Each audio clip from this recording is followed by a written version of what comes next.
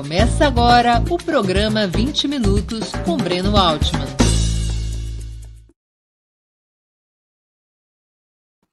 Bom dia.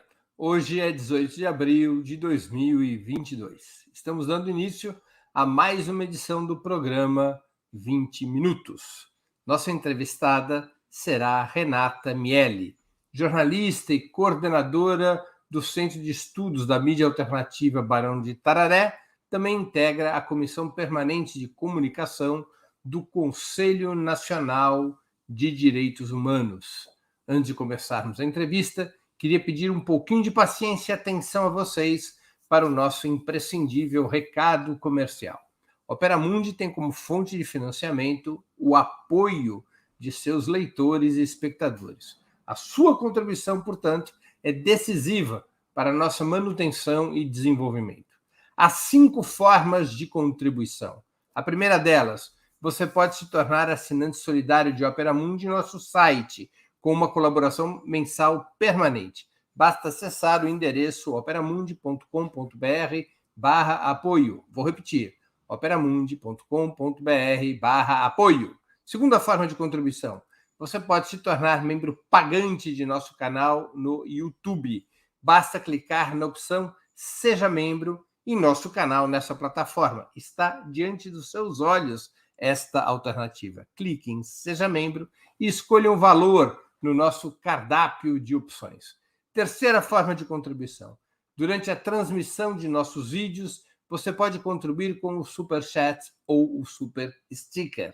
Se colaborar com o Super Chat nos programas ao vivo, como o de hoje, sua pergunta poderá ser lida e respondida por nossos convidados. Quarta forma de contribuição. Se você assistir nossos programas após sua transmissão, nossos programas gravados, poderá contribuir através da ferramenta Valeu demais, também no canal de Opera Mundi no YouTube. Quinta forma de contribuição. A qualquer momento, você poderá fazer um Pix para a conta de Opera Mundi, de qualquer valor que julgue adequado. Nossa chave nessa modalidade, nossa chave no Pix é apoie@operamundi.com.br. Vou repetir. Nossa chave no Pix é apoie@operamundi.com.br. Nossa razão social é Última Instância Editorial Limitada. Além dessas 5 formas de colaboração, lembre-se sempre de dar like, clicar no sininho e compartilhar nossos programas com seus amigos e nos seus grupos. São ações que aumentam nossa audiência e engajamento, ampliando também nossa receita publicitária, tanto no site quanto no YouTube. Bom dia, Renata. Muito obrigado por aceitar nosso convite. Uma honra ter sua presença no 20 Minutos. Bom dia, Breno. Bom dia a todos que estão nos acompanhando. Eu que agradeço o convite. Renata, em linhas gerais, do que trata o projeto de lei 2630/2020, conhecido como PL das Fake News? Em linhas gerais, Breno, o projeto ele trata de iniciativas para regular as plataformas de rede social no Brasil. Ele não é um projeto destinado a toda a internet, ele é um projeto que dá passos iniciais para regular a atividade dessas grandes big techs no país. Em quais perspectivas regulatórias? Primeiro, criando obrigações de transparência sobre a operação, sobre a atividade dessas empresas no Brasil. Número de usuários, número de conteúdos que são classificados, rotulados, excluídos, ou seja, as atividades de moderação que essas empresas realizam, seja por ordem judicial, seja motivadas por políticas próprias das plataformas, ou após a aprovação da lei também pelas determinações previstas na lei. Determina, por exemplo, a transparência sobre os mecanismos de moderação que essas empresas realizam. A gente, não sei se todos sabem, mas a moderação ela é basicamente automatizada, algorítmica. Mas há uma parcela da moderação que é humana, né? E é preciso que nós conheçamos o perfil das equipes que realizam essa moderação, saber, por exemplo, se essas pessoas são brasileiras ou não, se elas moram no Brasil, se elas falam originalmente a língua portuguesa, porque isso tem implicações profundas na forma de moderação dos conteúdos, né? Traz também obrigações de transparência sobre impulsionamento e publicidade, porque hoje, quando você navega nas várias plataformas de rede social, dificilmente o usuário pode identificar quando um conteúdo é impulsionado ou patrocinado. E isso é importante, porque a gente sabe, já que a gente está falando de desinformação, que a desinformação que causa danos à democracia, à vida das pessoas, elas não são aquela desinformação que eu, Renata, sei lá, de uma forma desadvertida, fui lá e publiquei na minha timeline. Ela é uma publicação que tem muito recurso econômico para ganhar viralização. Então, é importante as regras sobre transparência de impulsionamento, de publicidade, também traz procedimentos que as plataformas precisam seguir, procedimentos mínimos, para moderar os conteúdos e informar os usuários sobre os motivos da moderação. Então, ele tem toda uma estrutura baseada em obrigações de transparência. Há também uma outra parte do projeto que é focado nas obrigações para a atuação dos agentes públicos nas plataformas, ou seja, estabelecendo regras de como o Estado e os agentes públicos podem usar recursos para impulsionar e publicar conteúdos em redes, como agentes públicos devem ter mais responsabilidade na gestão de seus conteúdos, inclusive impedindo abusos, como, por exemplo, perseguição a funcionários públicos, ou seja, aí tem também todo um capítulo de responsabilidade e transparência, observando sempre os limites da liberdade de expressão. Tem um capítulo todo voltado para um modelo regulatório de governança dessa nova política de regulação das plataformas, que estabelece o Comitê Gestor da Internet, que é um órgão multissetorial no país, para estabelecer, em conjunto com as plataformas, códigos de conduta que devam ser observados na operação dessas empresas. Então, ele é um projeto, Breno, para ser bem sintética aqui, que ele tem como foco principal a transparência, a responsabilidade, mecanismos públicos de governança, para que a gente, compreendendo, né, as formas como os conteúdos circulam no interior dessas plataformas, consigamos estabelecer mecanismos mais eficazes para enfrentar a desinformação e todo tipo de discurso problemático, digamos assim, tóxico, discurso de ódio na sociedade. Ele é um projeto que não define desinformação, não define fake news, ele não é um projeto que, a priori, define conteúdos que podem ou não circular e nem estabelece quem vai tomar essas decisões, porque isso seria gravíssimo para a liberdade de expressão, né? Mas ele estabelece uma série de regras, por exemplo, uma que eu não falei, que é a proibição do uso de ferramentas externas às plataformas para que conteúdos viralizem de forma artificial. Então, ou seja, ele cerca o problema da desinformação através dos mecanismos utilizados para que a desinformação ganhe escala e velocidade no interior dessas plataformas, estabelecendo sanções, etc. Então, acho que é mais ou menos esse o escopo geral do projeto de lei. O PL 2630, esse PL das fake news, ele discute também a autorregulação das plataformas, isso é, o direito das plataformas serem elas a decidir que conteúdo permanece ou não, que usuário permanece ou não. Isso é discutido pelo PL? Não dessa maneira, porque é importante que as pessoas saibam que essa é uma legislação. Teve um problema aqui de conexão da Renata, vamos esperar ela voltar. Ela está numa cidade aqui perto de São Paulo, né? Na Grande São Paulo, cidade muito bonita, muito verde, mas a conexão às vezes falha. Oi, voltei? Voltou. Diga lá. Voltei, desculpa. Então, essa não é a primeira legislação que trata de temas relacionados à internet no Brasil. O Marco Civil da Internet, que esta sim, uma lei que estabelece deveres e direitos para toda a internet, ela tem um artigo muito importante, que é o artigo que estabelece que os intermediários não são responsabilizados civilmente pelos conteúdos gerados por terceiros. Então, o que significa isso? Significa que as plataformas elas podem moderar conteúdos a partir das suas políticas de uso, né? Mas que elas não são responsáveis pelos conteúdos por terceiro. Por que isso é importante? Porque se elas fossem responsáveis, solidárias, criminal ou civilmente pelos conteúdos, por medo de serem acionadas juridicamente, isso ensejaria um estímulo para que elas retirassem qualquer coisa que pudesse ser estabelecido como algo problemático. Então, isso poderia trazer graves riscos à liberdade de expressão. Então, qualquer coisa vista como ela iria retirar.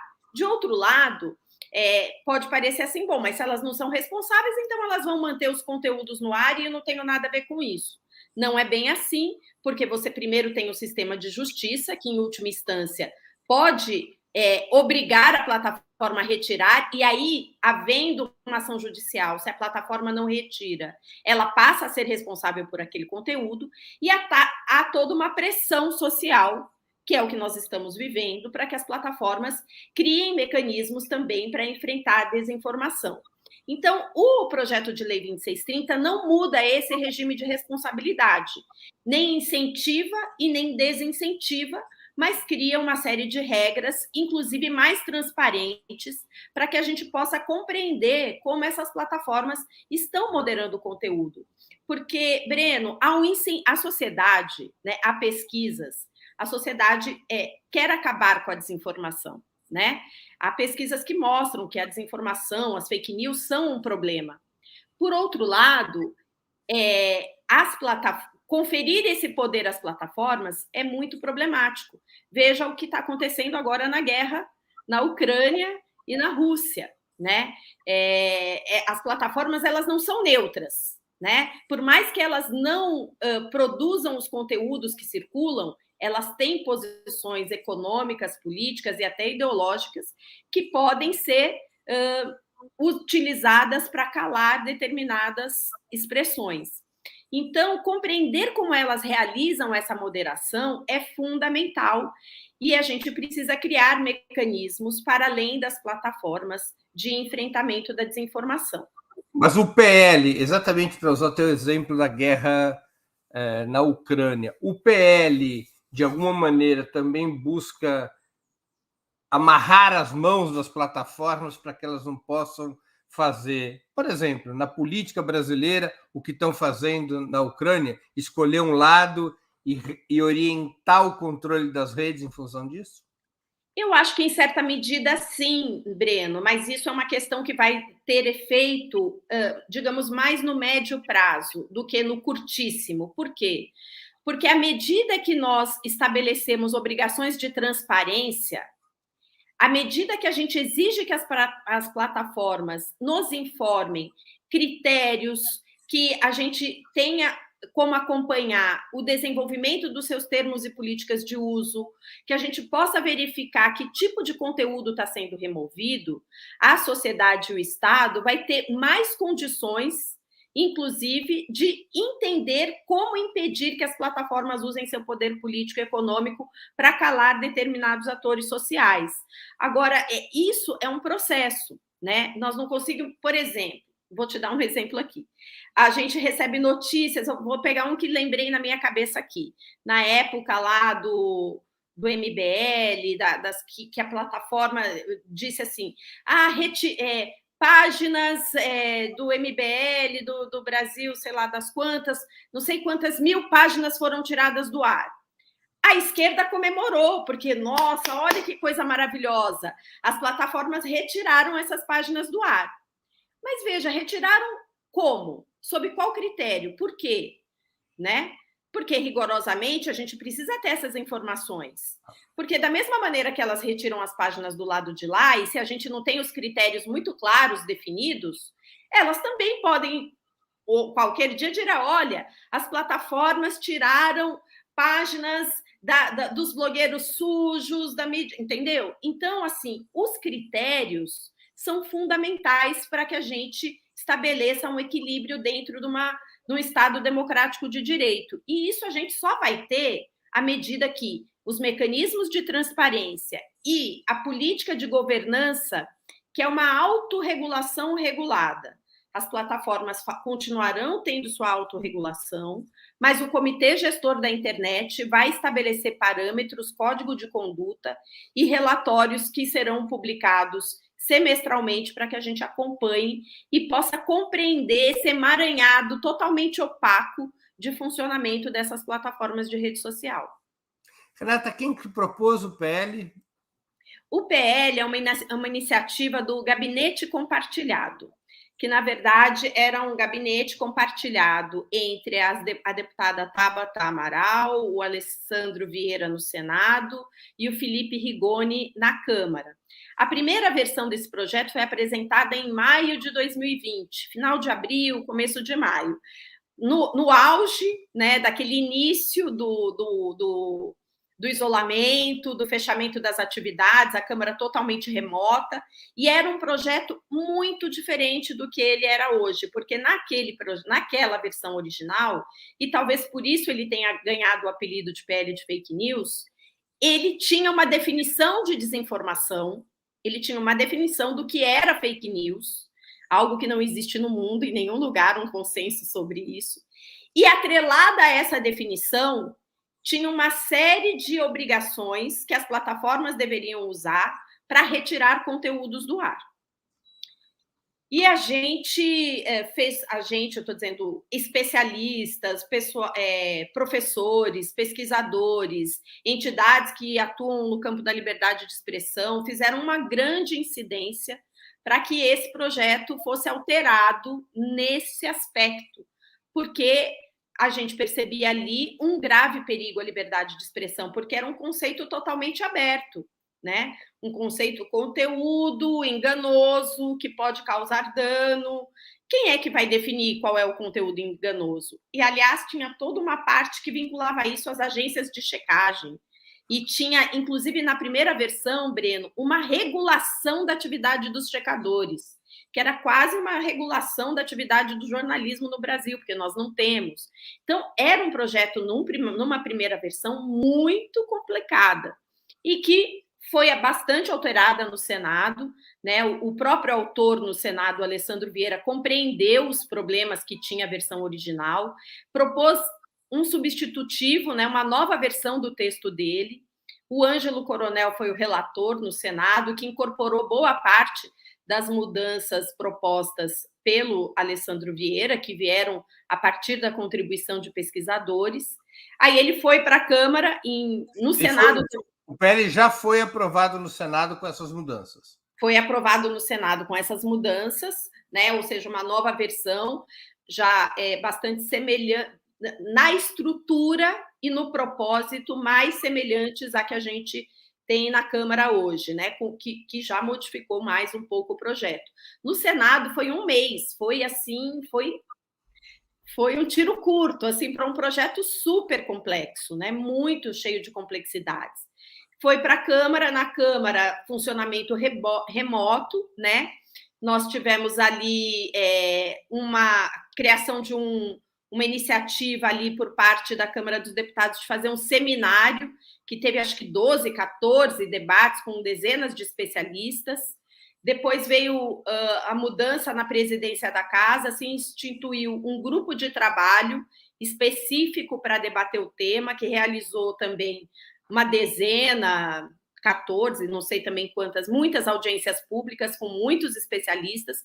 Então, o debate que no Senado, digamos, foi mais paralelo, por conta do funcionamento remoto que a gente tinha. Então, quem tinha acesso aos parlamentares, quem conseguiu fazer uma incidência direta com os parlamentares, conseguiu ali incidir e a gente conseguiu melhorar o texto. Na Câmara já não. Já teve um processo muito amplo de debate com a participação de todos os setores, empresários, sociedade civil, pesquisadores, gente a favor, gente contra. Aí, quem tiver interesse, for lá no YouTube da Câmara dos Deputados, tem pelo menos uns 30 debates que foram realizados sobre esse... Quais foram as principais polêmicas?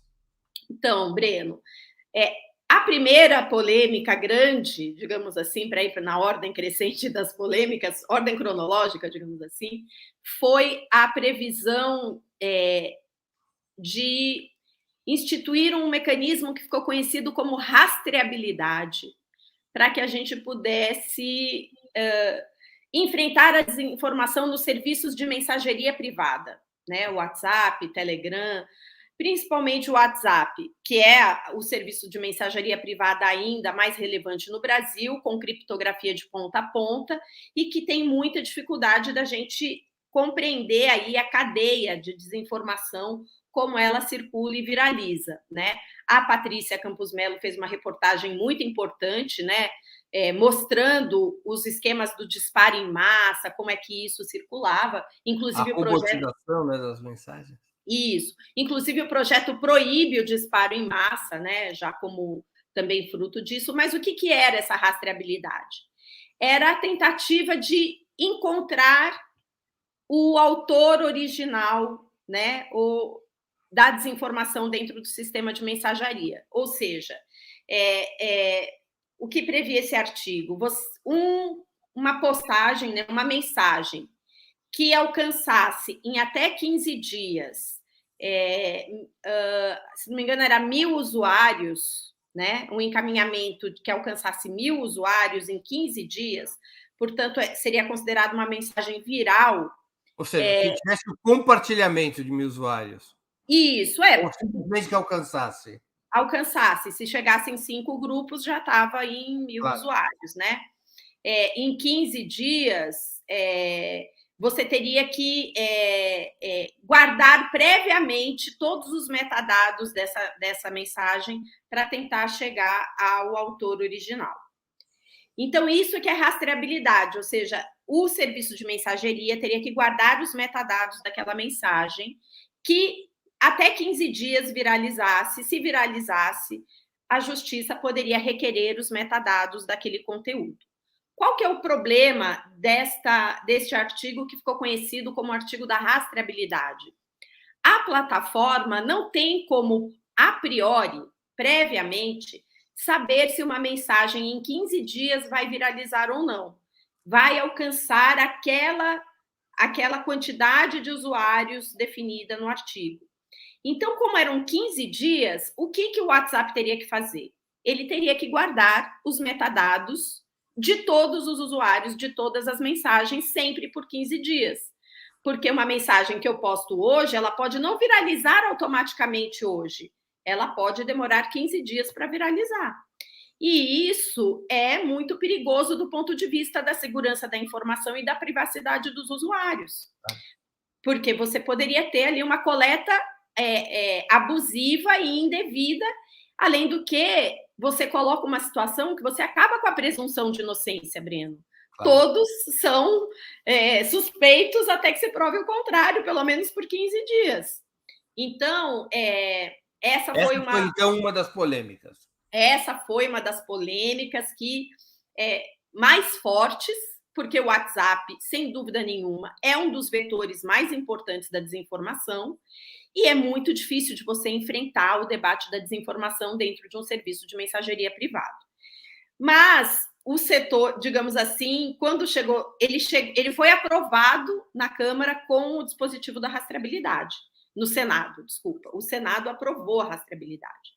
Quando chegou na Câmara, as dezenas de debates que foram os dezenas de debates foram realizados, a rastreabilidade caiu do projeto. O relatório, o deputado Orlando Silva é o relator do projeto lá na Câmara, e ele apresentou o substitutivo sem o dispositivo da rastreabilidade.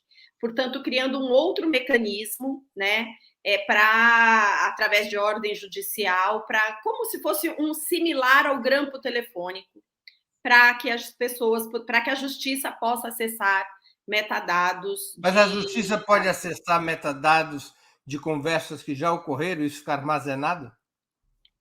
Em alguns casos, sim, né? Em alguns casos, na verdade, você identifica um comportamento malicioso de determinado usuário, aí a justiça entra com um pedido e aí você faz o prévio não, né? Mas você já entra com um pedido por uma ação, um comportamento indevido. Por isso que é semelhante ao grampo telefônico.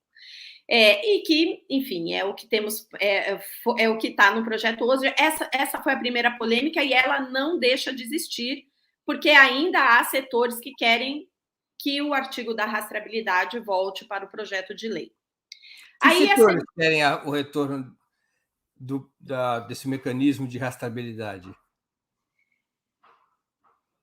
Breno, olha, tem setores da esquerda, infelizmente, assim, acreditam que esse é um mecanismo que deveria ser adotado. Alguns pesquisadores também defendem isso, acho que posso falar abertamente, que já escreveram, inclusive, na Folha.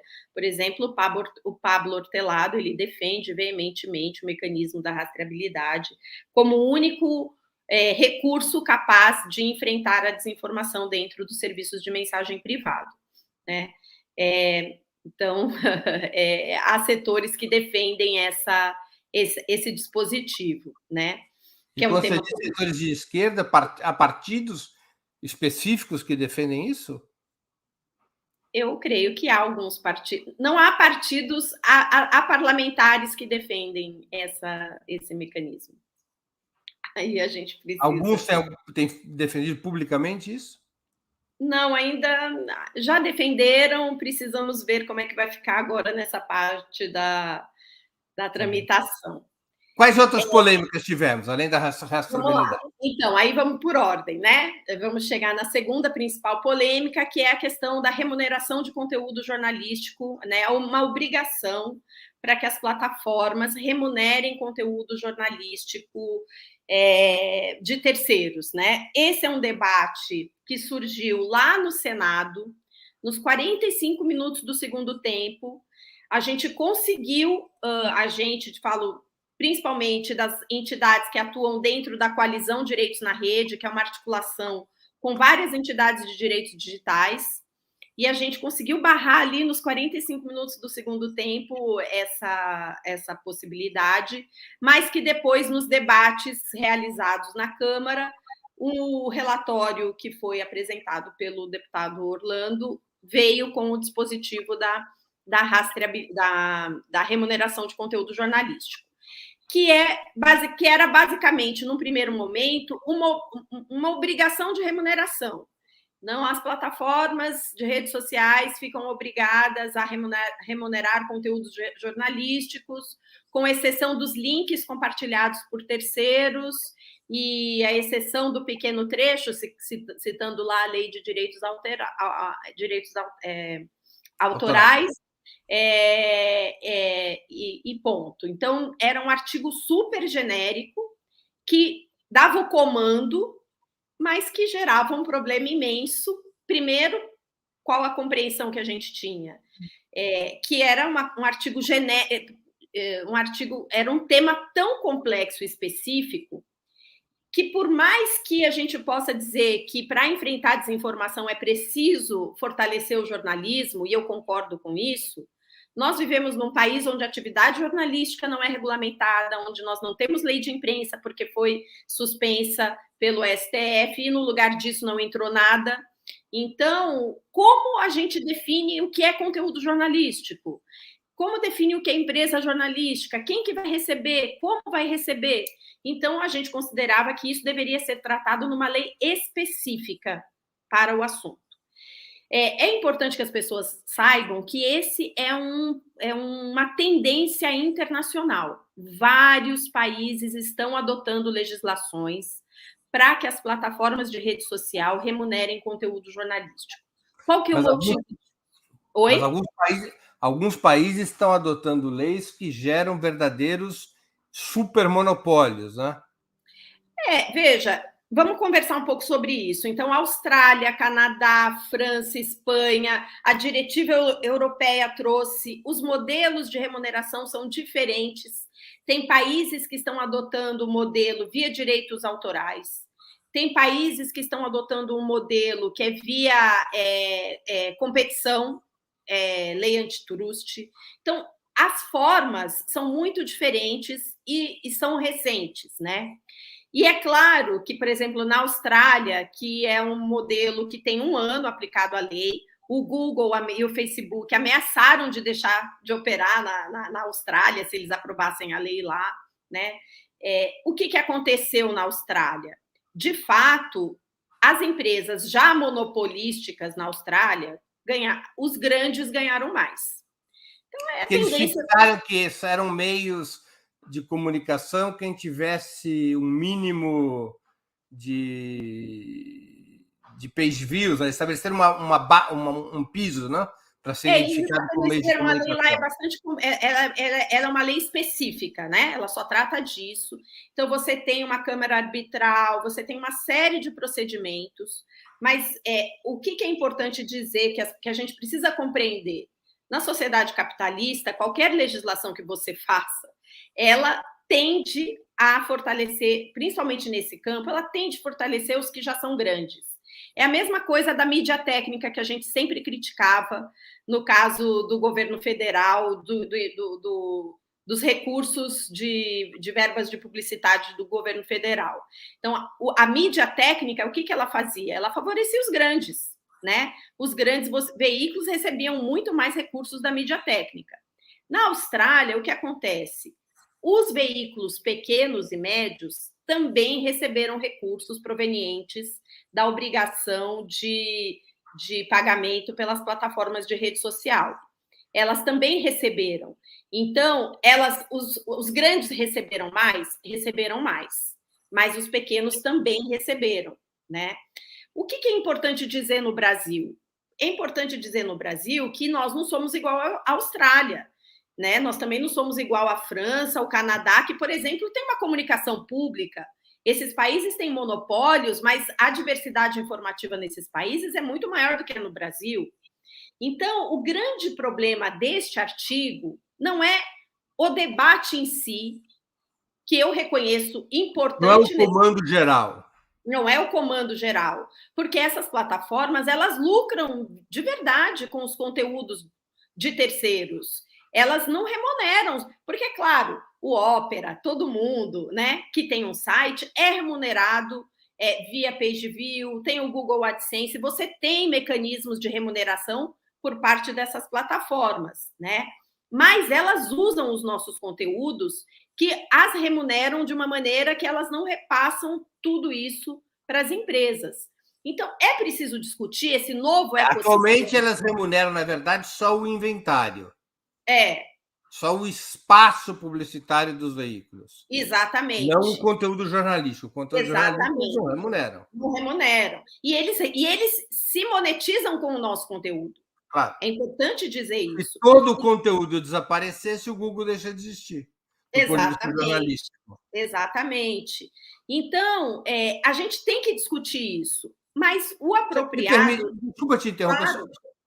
É só para eu explicar para a audiência que eventualmente não conhece esses termos técnicos, que talvez fique um pouco mais clara essa conversa. O que acontece atualmente é o seguinte: o Opera Mundi, por exemplo, é um site.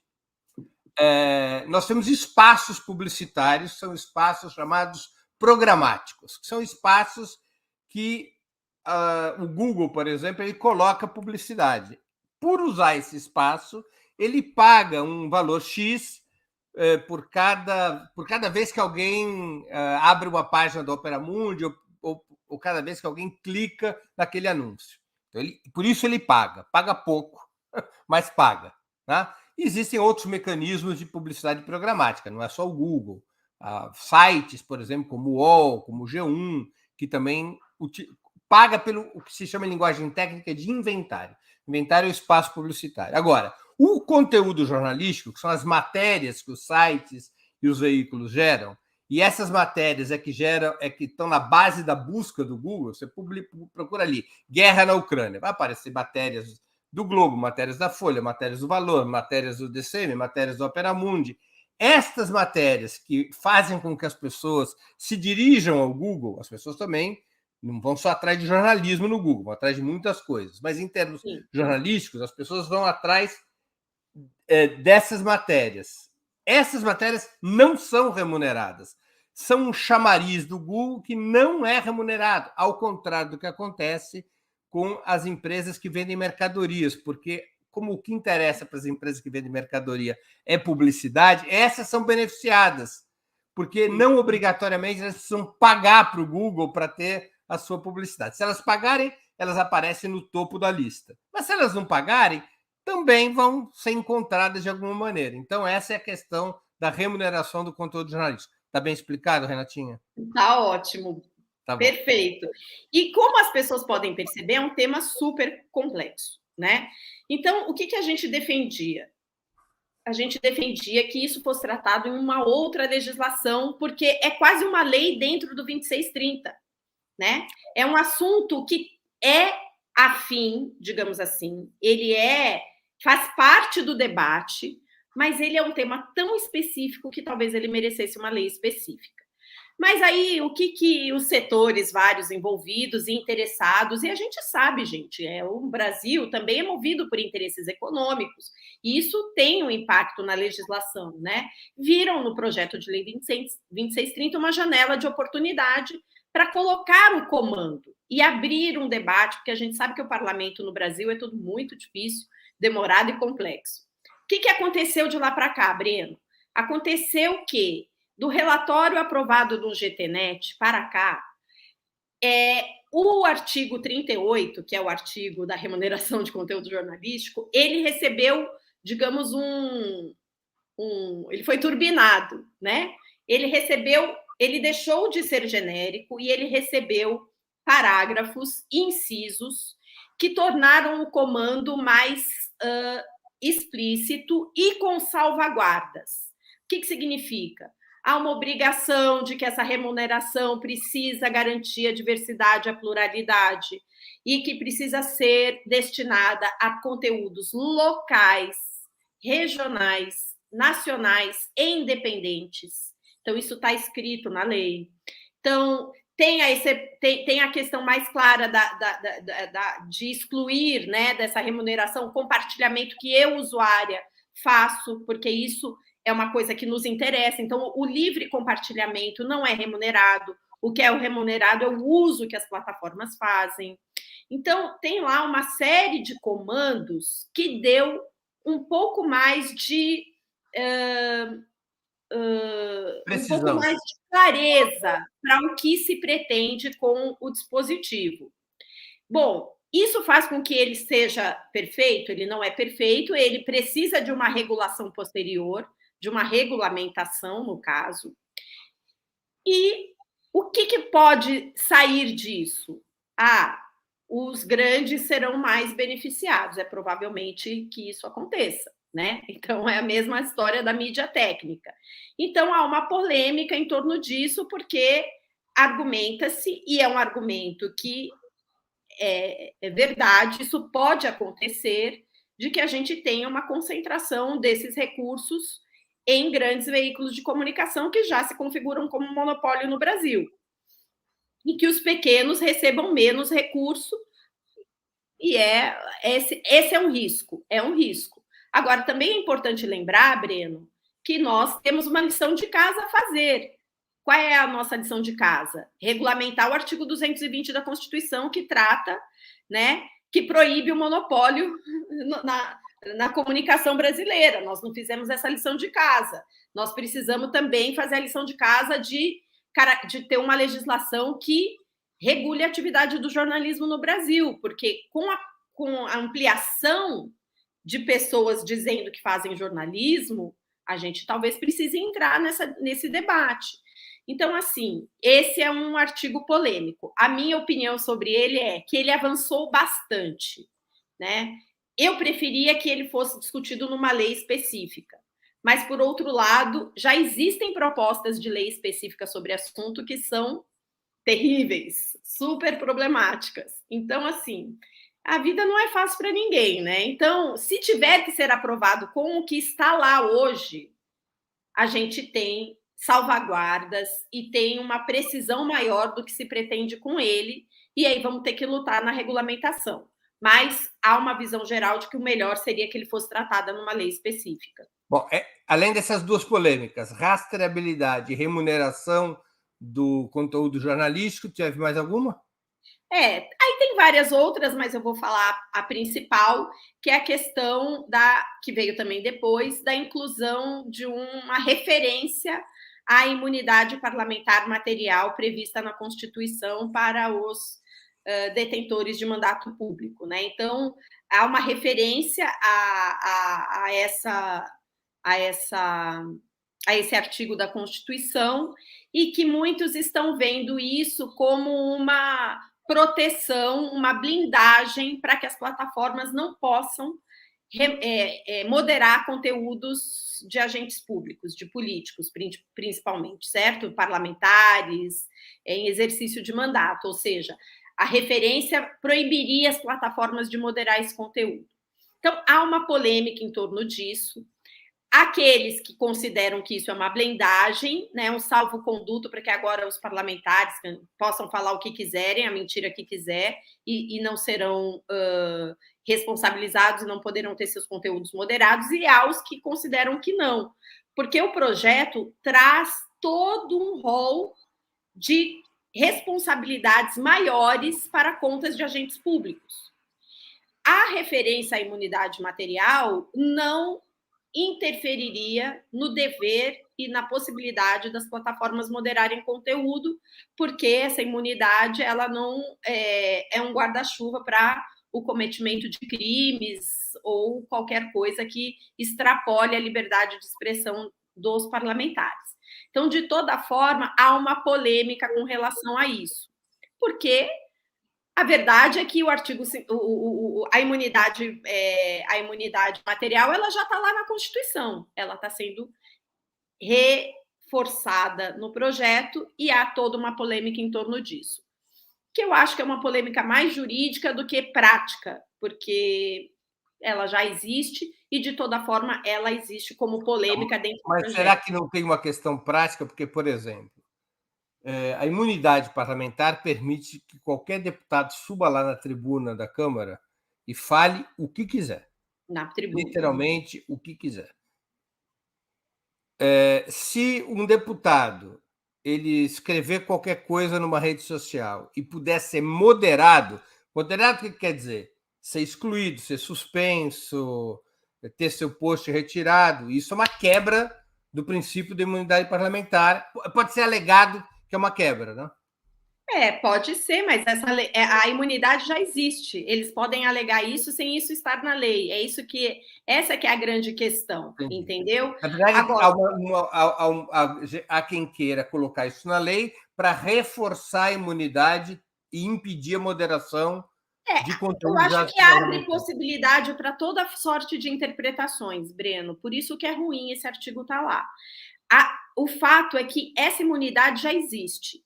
Ela estar ou não na lei, ela pode ser usada por qualquer parlamentar para que ele diga que ele não pode ser moderado. Então, isso já existe. O fato é que as pessoas já estão sendo alvo de moderação de conteúdo e por parte das redes sociais, mesmo com a existência desse dispositivo constitucional.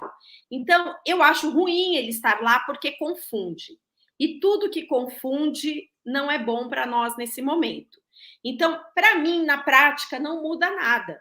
Você entende o que eu quero dizer? O fato de estar lá não muda, porque o projeto de lei ele tem obrigações claras para os agentes públicos, detentores de mandato.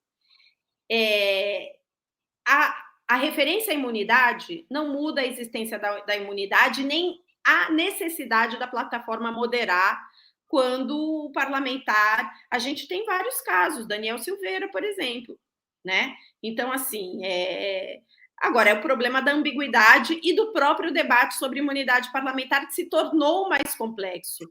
Tem determinadas coisas da nossa legislação, do nosso direito, que estão, de alguma maneira, ultrapassados e precisam ser revisados diante do novo cenário de comunicação. Esse é um deles, mas essa é uma polêmica que tem lá no projeto. E eu diria que tem uma quarta... Diga. Não, diga. E eu diria que tem uma quarta, que é a referência à equiparação das plataformas de rede social a meios de comunicação social para fins da Lei Complementar 64. O que é esta lei complementar? Então, ninguém está equiparando, né, as redes sociais à Constituição, as obrigações previstas nos artigos 220, 221, 222, não tem nada disso. É a lei complementar. O que diz a lei complementar? O uso abusivo dos meios de comunicação social pode ser alvo de inegibilidade, cassação de mandato. Então, é uma questão voltada para o uso abusivo do poder econômico e do poder político de meios de comunicação social. Nesse sentido, eu acho que faz todo sentido, porque você não pode ter o uso abusivo do poder econômico, do poder político nessas plataformas de rede social que se equiparam à Lei 64. Então, há uma polêmica, por quê? Porque há pessoas que dizem que essa equiparação pode ser entendida como uma equiparação à radiodifusão, que é uma concessão, à obrigação do direito de resposta, porque agora eles serão considerados meios de comunicação social, a questão da propriedade, mas não é isso que está dito lá. É muito explícito o comando. Então, também tem umas polêmicas que forçam um pouco a mão, mas ela existe, então por isso achei importante citar. Mas é bastante interessante que as pessoas vejam o que está escrito lá. Ninguém está dizendo que agora eles serão considerados meios de comunicação. É o uso nos termos da Lei Complementar 64. Nesses debates da PL das fake news, já que ficou chamado desse jeito, ganhou esse apelido, o tema, então, de quem é a responsabilidade moderadora não foi tratado, ou seja, o modelo continua a ser que a moderação é das plataformas e não da justiça. Eu vou ser mais concreto. É assim, hoje as plataformas podem excluir quaisquer mensagens, quaisquer usuários que assim o desejem. É um espaço privado. Eu posso ser excluído, você pode ser excluído, nós podemos reclamar da exclusão à própria plataforma. Pode-se até, teoricamente, reclamar à justiça, mas quem detém o poder de moderação são as plataformas. Mais ou menos, Breno. Por quê? Porque a gente, como eu disse, não mudou o regime de responsabilidade. Elas não são responsáveis solidárias, elas podem fazer a moderação, mas se estabeleceu regras. Então, eu vou dar um exemplo. No caso de agentes públicos, né? Caso elas moderem uma conta de um agente público, então vai lá e suspende a conta. E aí vou dar um exemplo bem polêmico aqui para o nosso pessoal jogar pedra em cima da minha cabeça, né? Porque a gente adora bater palma e não pensa nas consequências, né? Então, ele vai lá e baniu o Trump. O Facebook baniu o Trump. Claro. Eu fico perguntando, por mais que se odeie o Trump era o presidente dos Estados Unidos. O Facebook, unilateralmente, como empresa privada, tem o direito de banir o Trump? Eu acho que não. Eu também acho que não. Eu acho que não. Agora, se houvesse uma ordem judicial para banir o Trump, eles deveriam banir o Trump, certo? É diferente. Mas hoje, esse poder de exclusão está nas mãos da plataforma. Mas, se o PL 2630 for aprovado, tem um dispositivo lá, que eles podem retirar uma conta ou um conteúdo do ar, no caso de autoridades públicas. Se eles fizerem isso e houver uma ordem judicial exigindo a restauração daquele conteúdo, eles são obrigados a restaurar o conteúdo em 24 horas. Então, ou seja, eles têm o poder da moderação, mas eles são obrigados a restituir caso moderem equivocadamente. Então, assim, a gente inverteu um pouco, porque, de alguma forma, vincular a obrigação de moderação a uma ordem judicial, né, Eles só podem moderar se houver ordem judicial, é que as pessoas precisam entender isso. É diferente. Então, se eles só podem moderar mediante ordem judicial, pode ser tarde demais, porque uma ordem judicial pode vir e pode, né? Então, vamos supor em situações sensíveis. O Bolsonaro falou aí, sei lá, ou qualquer pessoa falou uma coisa que atente contra a vida das pessoas, convocou para as pessoas saírem armadas para matar o Lula, sei lá, você está entendendo? Estou pegando casos absurdos. A plataforma pegou isso e tirou do ar. Se ela não tira do ar rápido, o dano que aquilo pode causar é muito grave. E eles têm formas de retirar rapidamente esses conteúdos do ar. Então, proibir as plataformas de moderar, ou seja, vincular a ação delas única e exclusivamente à ordem judicial, é errado. Por outro lado, como que a gente pode fazer? Moderou político, autoridade, de forma equivocada, a autoridade entra com habeas corpus e ela é obrigada a restituir o conteúdo. Nos Estados Unidos, por exemplo, eles não restituíram a conta do Trump.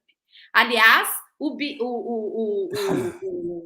conselho do Facebook baniu por 6 meses, nem me lembro agora mais, enfim, e continua banido. Aqui nós não estamos dizendo que, opa, e aqui não. Baniu. E se houver uma ordem judicial dizendo, olha, isso aqui foi equivocado, não há nada de errado com esse tipo de manifestação, a plataforma vai ter que restituir o conteúdo em 24 horas.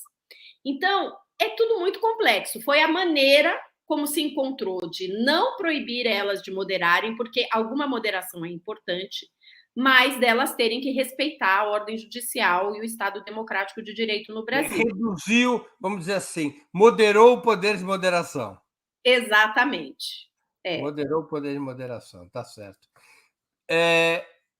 Por que a imprensa noticia o que é de real nessa história?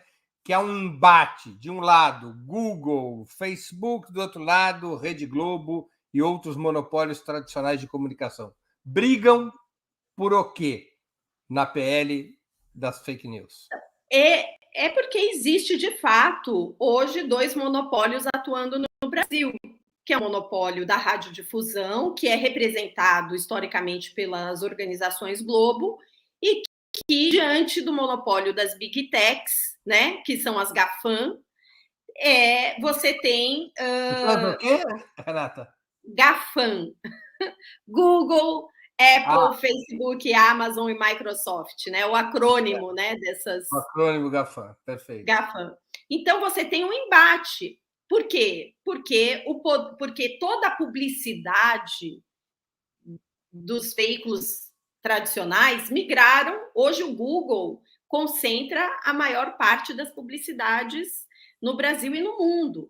Então, não é à toa, são as empresas mais bilionárias do planeta. Então, tem um embate entre esses 2 monopólios. Um que está perdendo espaço, que é a nossa mídia tradicional, está perdendo dinheiro, perdendo espaço e perdendo poder político para esses grandes monopólios. Então, há uma disputa.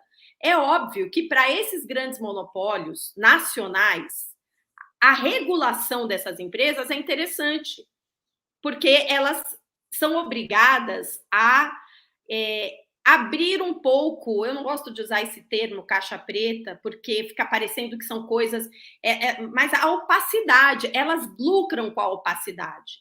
Então, é claro que os nossos monopólios nacionais, e principalmente a questão da remuneração do conteúdo jornalístico, sem dúvida nenhuma que as grandes empresas de jornalismo, de mídia do Brasil estão interessadas nisso, né? Eu acho que a gente não precisa esconder. Agora, nós também temos que entender que muitas vezes não é porque essas grandes empresas e monopólios tradicionais estão interessadas nisso que isso não é importante para o interesse público da sociedade. Regular as Big Techs hoje é fundamental para a nossa democracia, porque quem está atacando os processos democráticos no mundo são essas empresas. É a forma opaca como essas empresas atuam. Dando escala, é o que a gente viu com a eleição, com Cambridge Analytica, a eleição do Trump. Nossos monopólios privados de mídia tradicional contribuem para isso? Contribuem. Eles foram os grandes artífices do golpe jurídico, parlamentar, midiático que aconteceu no Brasil. Mas esse golpe jurídico, parlamentar, midiático também ganhou impulso por conta da ação das redes sociais. A gente minimiza o papel dessas big techs, que direcionam conteúdos. A eleição do Bolsonaro não foi garantida pela Globo. A gente pode até não gostar de dizer isso. Quem garantiu a eleição do Bolsonaro foram as big techs, né? É claro que a atuação da Globo abriu espaço para isso, não tenho dúvida nenhuma, com a Lava Jato. Mas o esquema de disseminação de conteúdo que contribuiu foi o das big techs. Então, assim, a gente precisa olhar para essas duas questões. Então, claro, tem esses duplos interesses, mas no meio disso tudo tem o interesse da sociedade, da soberania nacional. Veja, essas empresas, Breno, não podem atuar no Brasil sem respeitar a legislação nacional, sem ter sequer um CNPJ que as represente no país. Olha o caso do Telegram, né? Que tem toda uma polêmica envolvendo o Telegram, bloqueio, não bloqueio, banimento. O que as pessoas precisam entender no caso do Telegram? Que se o PL 2630 tivesse aprovado, já haveria uma previsão de sanção de bloqueio escalonado, decidido por um colegiado e não de forma discricionária por um único juiz. Mas uma empresa que não responde à justiça brasileira, que não atende aos chamados de colaboração, que você não tem nem aonde entregar um pedido de comparecimento, essa empresa não pode prestar serviço e operar no Brasil. É uma questão de soberania nacional também.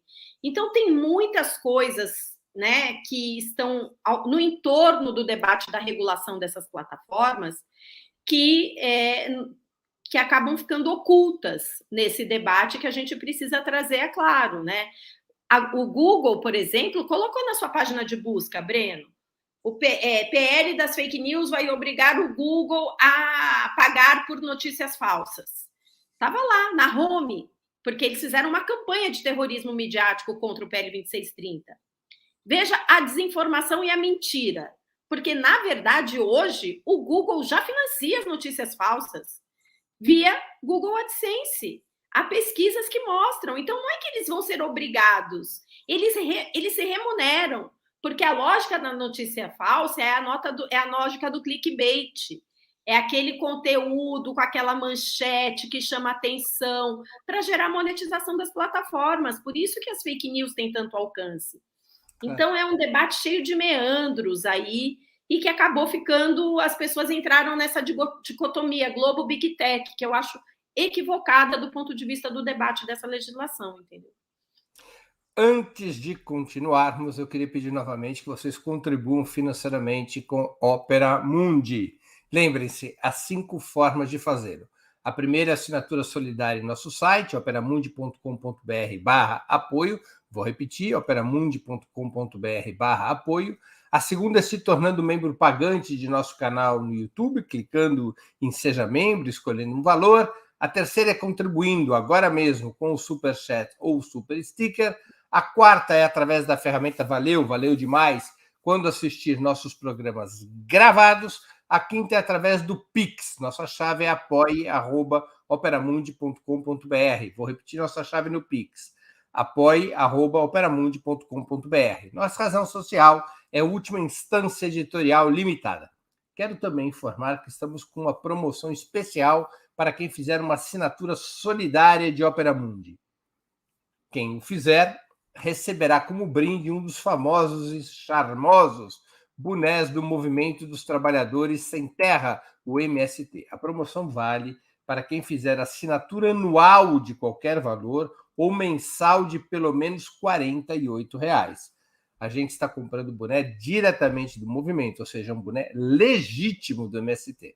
A assinatura solidária, para ter acesso a esse brinde, pode ser feita no endereço operamundi.com.br/apoio. Vou repetir, operamundi.com.br/apoio.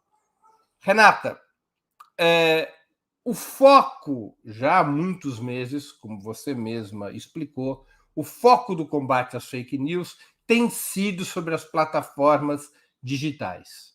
É verdadeiro isso. Agora, você não acha que essa gritaria contra as plataformas digitais não acaba deixando numa posição secundária os meios tradicionais, os monopólios tradicionais, cuja influência é muito expressiva, especialmente na população de menor renda? Afinal, a mentira corre mais pelas redes ou pela Rede Globo e outros meios monopolistas? A mentira corre em todos os lugares, né, Breno? Esse projeto, no caso, ele é um recorte do problema. O que a gente tem dito é que enfrentar a fake news não é uma bala de prata, né? Não vai ter um projeto, acabou a fake news. Porque ela existia muito antes das big techs. Eu dou sempre esse exemplo. E você, e os leitores mais... a nossa audiência mais antiga vai lembrar, talvez, a mais jovem, eu vou dar outros exemplos. Mas, por exemplo, o comício das diretas já em São Paulo, Breno. Aquilo foi uma grande fake news, né? Que a Globo transmitiu como sendo a festa do aniversário de São Paulo. Então, aquilo foi uma fake news, né? A edição do jornal, do debate entre Lula e Collor, veiculada no Jornal Nacional, foi uma grande fake news, porque a fake news... Opa, a Renata está provisoriamente congelada, mas ela já volta aqui à conversa, ao final dessa entrevista sobre o PL 2630, conhecido como o PL das... Ela é uma desinformação. Fake news. Oi, voltei? Voltou. Então, a desinformação ela pode ser construída a partir de de um conteúdo verdadeiro, né? Então você faz um recorte, tira do contexto e temos uma grande fake news. O debate entre o Lula e o Collor foi uma grande fake news da Rede Globo, né? Mais recentemente, para os mais jovens, a ficha falsa da Dilma na Folha de São Paulo. Aquilo foi uma fake news. Então, sem dúvida nenhuma, que nós precisamos de uma legislação, mas não só lei, porque não é só lei que debate, nós precisamos de um conjunto de iniciativas para enfrentar a desinformação. Eu brinco, antes de falar disso, por exemplo, tá bom, a gente está discutindo aqui o canal do Bolsonaro no Facebook, no YouTube, ok, mas não precisa de nenhuma lei para você achar de onde está vindo a desinformação. Porque a gente sabe quem está fazendo, o endereço é lá no Palácio do Planalto, sabemos o nome completo, o CPF. E o que a gente pode fazer contra o cidadão que está promovendo desinformação a cada minuto, e violência e discurso de ódio?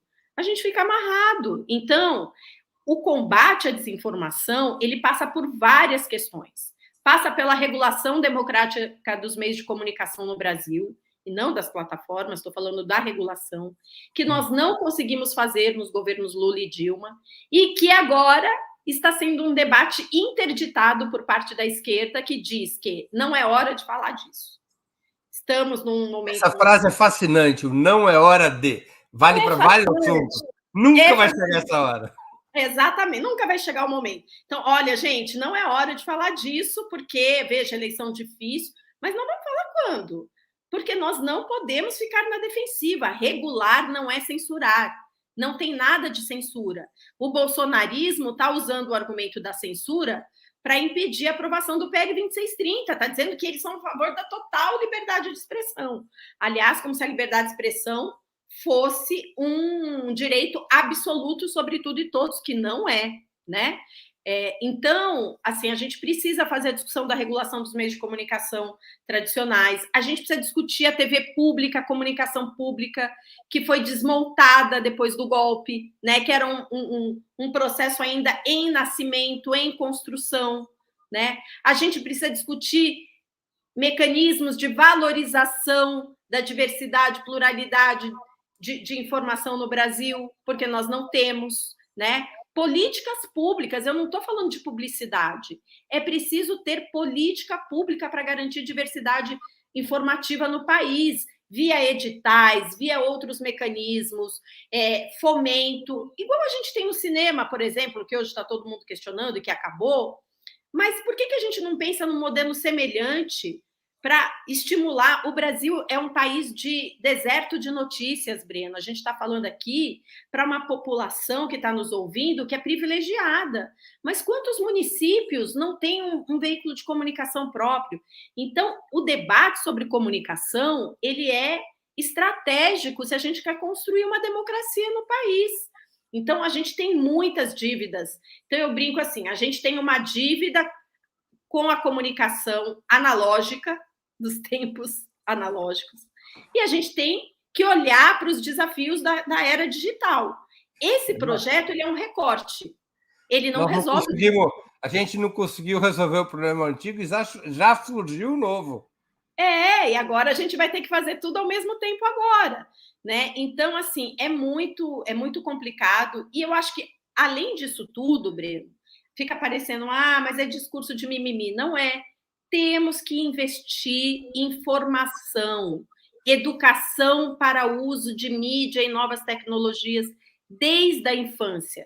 Porque eu tenho um filho pequeno e eu tenho sobrinhos de 2, 3 anos que já ficam ali no celular, já sabem mais do que a gente. Eu fico impressionado como crianças de 2, 3 anos mexem no celular como se tivessem nascido com isso. É impressionante. E eles consomem informação. E a gente está cada vez mais sendo moldados a consumir um tipo de informação num formato e num modelo de narrativa imposto por essas grandes empresas de tecnologia. Então, o que a gente faz para fazer debate público no Instagram, gente? É complicadíssimo. É só a imagem, né? Você vai abandonando o texto. É os 200 e sei lá quantos caracteres do Twitter que o Elon Musk quer comprar agora, né? É o Facebook que já é só os velhos que usam. Agora é o TikTok, é o Quai, são outras coisas. E que o debate racional, o debate de ideias, o debate programático, ele se empobrece nesses espaços e nessas novas narrativas, porque elas privilegiam os conteúdos de caráter moral, os conteúdos de caráter emocional, aqueles conteúdos que têm disparo rápido no sistema cognitivo, você olha aquilo e já curtiu, já compartilhou e nem parou para refletir do que se trata.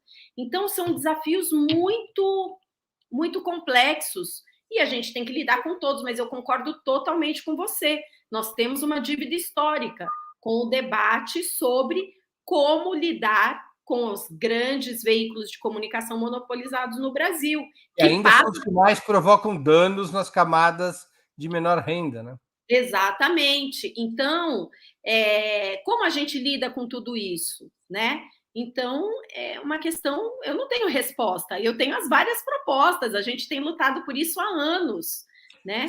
Se a Renata não tem a resposta, é porque a resposta ainda não existe, pessoal. Então, não é que ela não tenha, é que a resposta não existe. Porque ela é quem manja do assunto nesse país, é essa moça. O Cadu Lacerda contribui com o Superchat e pergunta: não seria importante existir um órgão civil composto da forma mais ampla e abrangente para fiscalizar e controlar as plataformas que atuam aqui? Breno, Cadu, eu acho que nós deveríamos ter no país um Conselho Nacional de Comunicação, né? Uma agência nacional. Agência é ruim porque o modelo de agência no Brasil já logo remete à ideia dessas agências controladas pelo setor privado, mas enfim, um espaço, um Conselho Federal de Comunicação que debatesse a regulação e o acompanhamento, a fiscalização da comunicação no país, não só das plataformas. Não faz hoje mais sentido ter uma separação regulatória. Por mais que sejam coisas diferentes, a gente tem que tratar dentro do mesmo órgão, parecido, por exemplo, na Europa, você tem o Ofcom, né? Você tem na Inglaterra, você tem vários países que existem conselhos de comunicação. A gente precisaria ter isso, composto de forma multissetorial, com representantes da sociedade civil, com representantes das empresas também, por que não? Então, agora, a gente precisa, sim, sem dúvida nenhuma, de um órgão, da criação Vou fazer aqui a referência, por exemplo. Uma outra legislação muito importante que nós fizemos no Brasil é a Lei Geral de Proteção de Dados Pessoais, que por mais que não seja específica para a internet, é para todo mundo que tem algum cadastro seu, né? É a proteção dos seus dados, ela também é muito importante porque a internet se monetiza a partir dos nossos dados, né?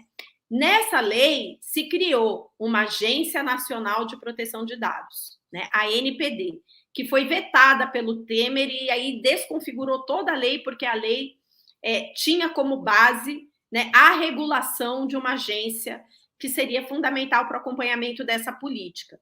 Nós precisamos ter a mesma coisa para a comunicação, para a radiodifusão, para os impressos, para as plataformas. Isso significa um birô de censura? Ninguém está discutindo que essa agência ou esse conselho vai analisar conteúdos. Não é nada disso, não é uma DIP. Vai analisar comportamento.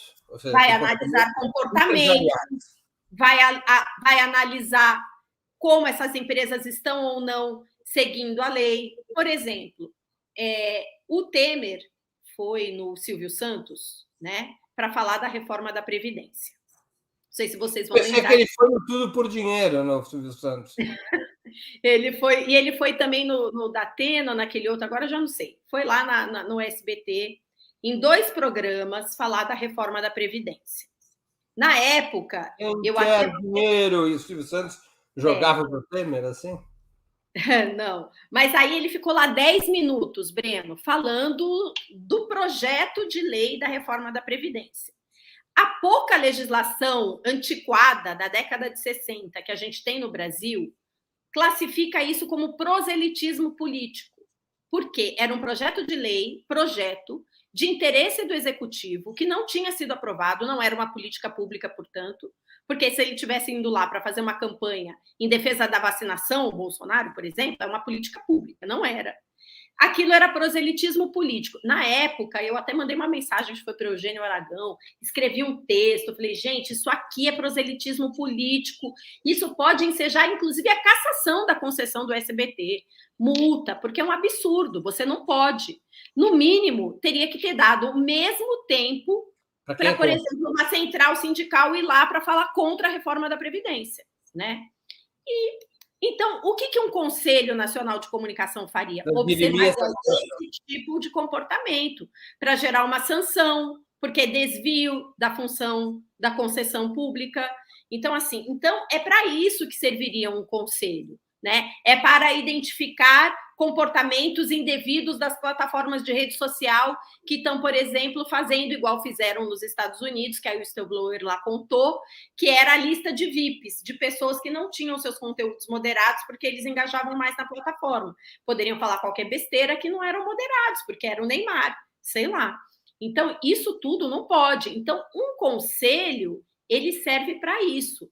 Não é para criar censura, mas é para estabelecer parâmetros democráticos, republicanos, para usar um termo bem neutro, para o uso dessas plataformas e dos veículos de comunicação que têm poder imenso na sociedade. O PL 2630 não propõe esse órgão civil. Não pode. Não pode, porque não é prerrogativa do parlamento. Então, aí são os problemas que a gente, conforme vai aprendendo... Não, teria que ser uma lei do executivo. Um deputado não pode criar uma agência, um órgão e nenhuma lei que gere despesas para o governo federal. A gente vai aprendendo essas coisas, Breno, conforme a gente vai acompanhando o projeto de lei, a gente vai aprendendo a ser um pouco deputado. Aliás, essa era uma das polêmicas da Lei Geral de Proteção de Dados Pessoais. Por quê? No debate da LGPD, você apensou vários projetos de lei. Um dos projetos de lei era o proveniente do Executivo, que tinha sido encaminhado pelo Ministério da Justiça na época da Dilma. Foi apensado a vários outros projetos, e aí foi feito um relatório substitutivo. Nesse projeto, no substitutivo, que também foi o relator, o deputado Orlando Silva, se incluiu a criação da Agência Nacional de Proteção de Dados. E houve todo um debate dizendo que era inconstitucional porque o projeto não era do Executivo, então tinha vício de origem. mas você tinha um dos projetos que era oriundo do executivo. Então, enfim, é muito confuso. Então, somente o executivo poderia propor uma lei que estabelecesse esse órgão civil. Exatamente. Exatamente. No máximo, o que o 2630 faz, então? Como não pode criar, ele indicou que o comitê gestor da internet será o espaço de acompanhamento e tal. Mas a criação de um conselho ou de um órgão, eles não podem fazer. Então, são os limites aí das regras legislativas brasileiras. Exatamente. Renata, por que foi derrubado o pedido de urgência na votação do PL 2630 solicitado pelo relator Orlando Silva? Quem votou a favor e contra e por quê? Bom, vamos lá, tentar ser rápida nessa resposta. Ele foi derrotado, a meu ver, por 3 questões principais, tá? A primeira questão foi que nos 45 minutos do segundo tempo, mesmo já feito um acordo com o executivo, de que o executivo votaria a urgência e discutiria o mérito no debate do projeto, o Bolsonaro entrou no jogo para impedir a urgência aos 45 minutos do segundo tempo. Então, rompeu um acordo que tinha com a casa, não era nem com o deputado, era com o presidente da Câmara, e botou a sua base para votar contra a urgência. Isso faz toda a diferença, principalmente, aí já vem o segundo motivo, depois, porque o projeto foi o primeiro projeto polêmico votado após o fim da janela partidária.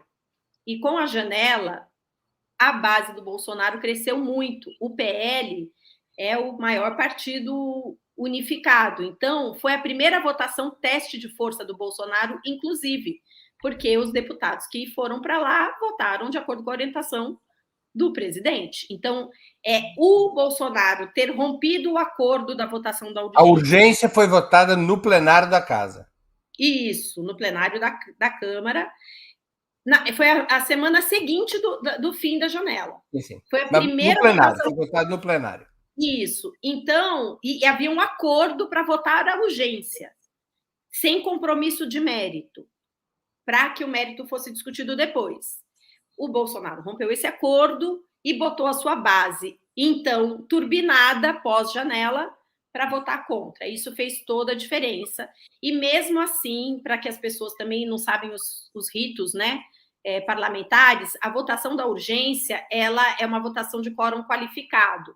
Então, não é a maioria dos presentes, é a maioria do total de deputados. 227 votos. Isso, e nós tivemos 249, faltaram apenas 8 votos para aprovar a urgência, mesmo com a ação do Bolsonaro, que foi nos 45 minutos. Então, esses 2, e o terceiro foi o lobby das plataformas, que fizeram um lobby descarado, e um lobby com base em mentira, em desinformação, dizendo que o projeto ia proibir o WhatsApp, ia ter que parar de atuar no Brasil, então, assim...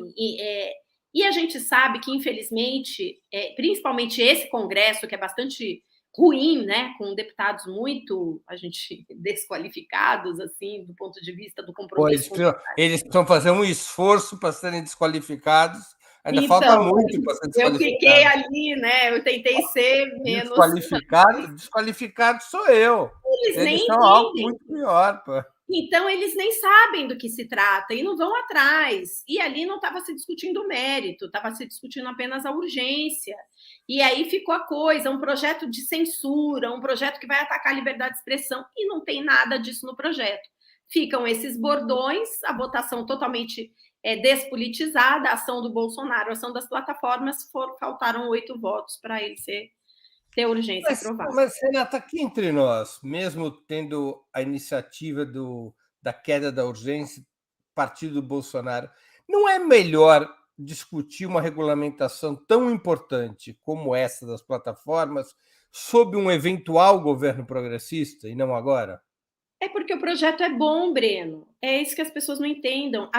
Apesar de nós estarmos sob um governo Bolsonaro, o projeto, com esses digamos, 3 polêmicas centrais que eu citei aqui para você. Rastreabilidade, remuneração. Rastreabilidade que não está no texto. Então, Perfeito. é uma polêmica que não está no texto. Remuneração do conteúdo jornalístico. Que já avançou, digamos assim. Mas que é possível você derrubar no plenário, porque tem bastante gente contra esse artigo. E a questão da imunidade, que, como a gente viu aqui, ela é um problema, mas se trata de uma coisa que já existe, o conjunto, a estrutura do projeto é avançado. A gente tem mais obrigações de transparência nesse projeto do que em legislações na Europa e em outros países. As plataformas estão morrendo de medo, porque é um projeto de regulação de plataforma, que, se aprovado no Brasil, vai virar referência internacional, igual aconteceu com o Marco Civil da Internet. Então, apesar de estarmos no governo Bolsonaro, apesar de tudo isso, há possibilidade de aprovar uma coisa muito positiva. Então, e antes da eleição, e que já vai servir para impedir um monte de coisa ruim que pode acontecer na eleição. Mas então, agora ficou para o ano que vem, né? Eu acho que não. Mas derrubada a urgência, para repor a urgência, o plenário... Primeiro, você pode repor a urgência a hora que você quiser, porque não foi debatido o mérito. Então, o que você não pode é debater... Precisa dos 257 votos. Precisa, faltaram só 8. Então... E você não pode colocar em votação dentro de um prazo X, né? Não, a urgência pode, não tem problema, porque não houve debate de mérito, é só um debate processual, se aquela matéria entra ou não com urgência para apreciação do plenário. Isso não tem nenhuma restrição do ponto de vista do regimento da Câmara. O que não pode é você discutir mérito, aliás, acho que o Temer, o Eduardo Cunha, ou sei lá, alguém fez isso algumas vezes, né? Discutiu mérito, perdeu e botou para votar de novo. Isso aí é o maior golpe, não pode. Mas se não debater o mérito, não tem problema. E não houve debate de mérito, não foi votado o projeto. Então, você pode repor a urgência e você tem outros caminhos legislativos que podem acelerar a possibilidade do projeto voltar no plenário. Estamos estudando todas essas possibilidades para ter uma legislação que ainda esteja em vigor antes da eleição. Renata, nós estamos chegando ao fim da nossa conversa e eu queria te fazer 2 perguntas que eu sempre faço aos nossos convidados e convidadas antes das despedidas.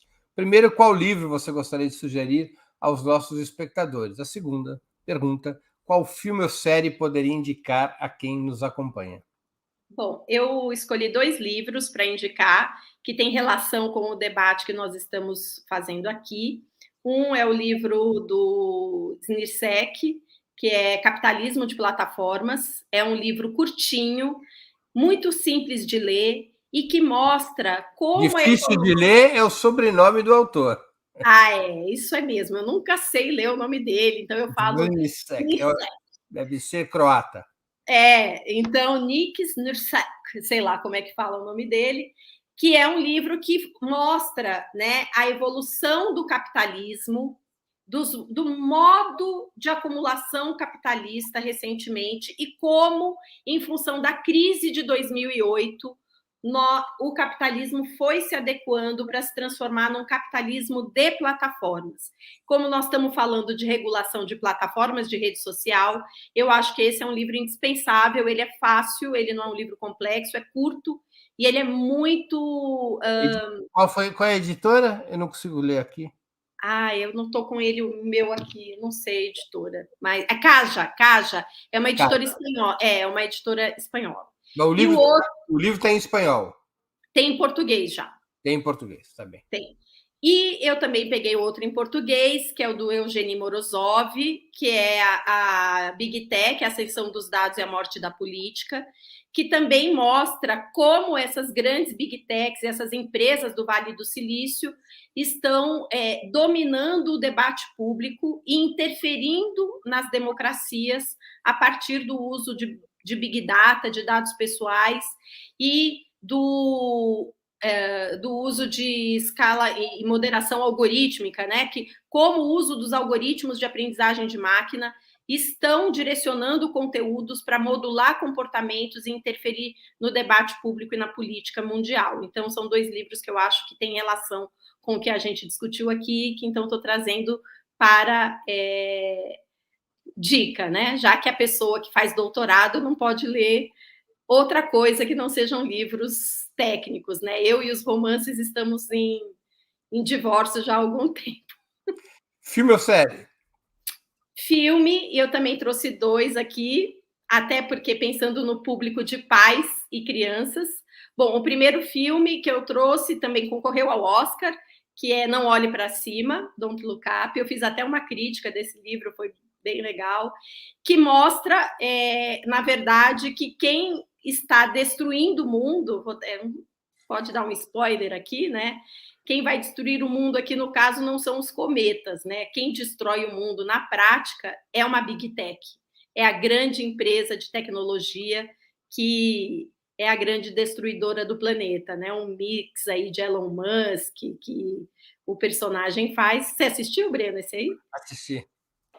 É um bom Esse filme. é legal. E o outro que eu acho que você não deve ter assistido, a não ser que tenha crianças em casa, é A Família Mitchell e a Revolta das Máquinas. É uma animação muito bacana que conta a história de uma família bem desengonçada, bem atípica, que vive os dramas da família real, né? Eles têm uns vizinhos que são a família que aparecem sempre lindos no Instagram, a vida deles é bela.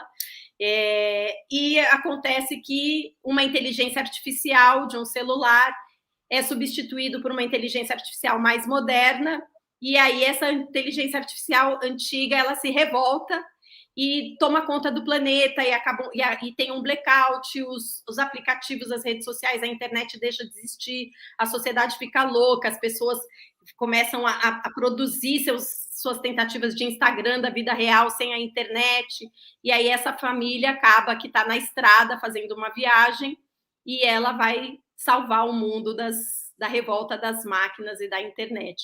É um filme bem interessante que mostra também o poder do Vale do Silício sobre as nossas vidas, com uma visão bem crítica, bem bacana para crianças e famílias.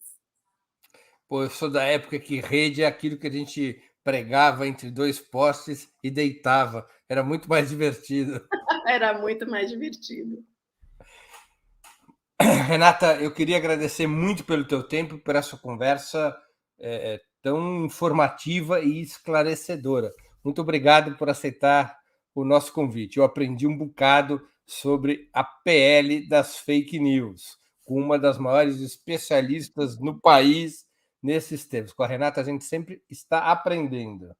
Obrigada, Breno, pela gentileza de me convidar. E é um tema polêmico, a gente acaba polemizando com muita gente nas redes sociais e tem as pessoas, é difícil, né, acompanhar esses temas tão de perto, nos seus detalhes. Então, eu agradeço o espaço para falar um pouco sobre esse assunto e estamos sempre à disposição. Parabéns aí pelo trabalho no Ópera e seguimos juntos. Obrigado, Renata. Também agradeço a todos e todas que assistiram esse programa, em especial aqueles que puderam fazer contribuições financeiras ao nosso site e ao canal de Ópera Mundi no YouTube. Sem vocês, nosso trabalho não seria possível e não faria sentido. Um grande abraço a todos e a todas. Para assistir novamente esse programa e a outras edições dos programas 20 Minutos, se inscreva no canal do Ópera Mundi no YouTube. Curta e compartilhe nossos vídeos, deixe seus comentários. O jornalismo de Ópera Mundi é mantido com o seu apoio. Faça uma assinatura solidária em www.operamundi.com.br. Com um pequeno valor mensal, você nos ajuda no desenvolvimento de um jornalismo independente e de qualidade. Obrigado pela audiência e até a próxima.